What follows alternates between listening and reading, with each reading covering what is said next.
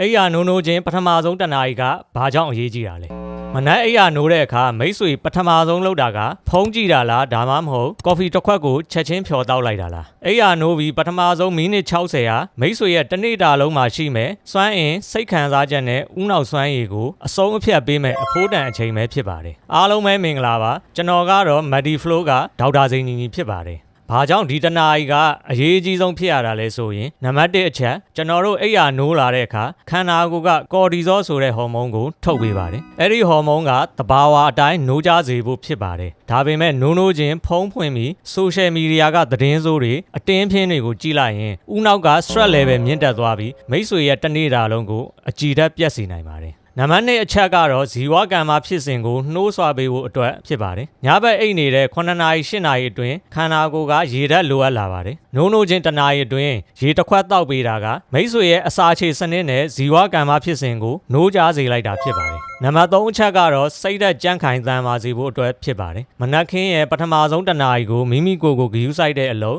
ဥပမာတရားထိုင်ခြင်းအကျော်ဆန်ခြင်းနဲ့ကုံဆုံးရင်ဥနောက်ရဲ့ဒိုပါမင်းစနစ်ကပုံမူတည်ငြိမ်လာပါတယ်။ဒါဟာတစ်နေ့တာလုံးကြုံတွေ့ရမယ့်အခက်အခဲတွေကိုရင်ဆိုင်ဖို့စိတ်ဓာတ်အင်အားတိဆောက်ပေးတာပဲဖြစ်ပါတယ်။ကျမ်းမာရေးအတွက်အိပ်ယာနိုးပြီးတနာရီအတွင်းမှာဒါလေးတွေလုပ်ကြည့်ပါ။နံပါတ်1အနည်းဆုံးတနာရီကြာအောင်ဖုံးမကြည့်ပါနဲ့။နံပါတ်2ရေတစ်ခွက်ဖြစ်ဖြစ်ရေနွေးလေးဖြစ်ဖြစ်အရင်တောက်ပါ။နံပါတ်3နေအောင်ကြည်နုနုခံယူပါဒါကညဘက်ကောင်းကောင်းအိပ်ပျော်ဖို့အတွက်မလက်တိုနင်ဓာတ်ထုတ်လုပ်မှုကိုအကူအညီပေးပါတယ်နံပါတ်4 5မိနစ်ကြာအောင်အကျော်ဆန်ပါမိတ်ဆွေကမနက်ခင်းကိုထိန်းချုပ်စိုးမိုးနိုင်ရင်မိတ်ဆွေရဲ့တစ်နေ့တာလုံးကိုထိန်းချုပ်စိုးမိုးနိုင်ပါလိမ့်မယ်မိတ်ဆွေရောမနက်နိုးရင်ပထမဆုံးဘာလုပ်လိမ့်ရှိလဲကွန်မန့်မှာပြောပြပေးခဲ့ပါခင်ဗျာအားလုံးပထမဆုံးတနာရီမှာကောင်းမွန်စွာကြင့်ကြံနေထိုင်ပြီးကျမ်းမာရွှင်လန်းတဲ့တနေ့တာကိုပိုင်ဆိုင်နိုင်ကြပါစေဒီဗီဒီယိုလေးကအကျိုးရှိတယ်ဆိုရင်မိတ်ဆွေတွေကိုမျှဝေပေးခဲ့ပါခင်ဗျာကျွန်တော်ကတော့ဒေါက်တာစိန်ညီညီဖြစ်ပါတယ်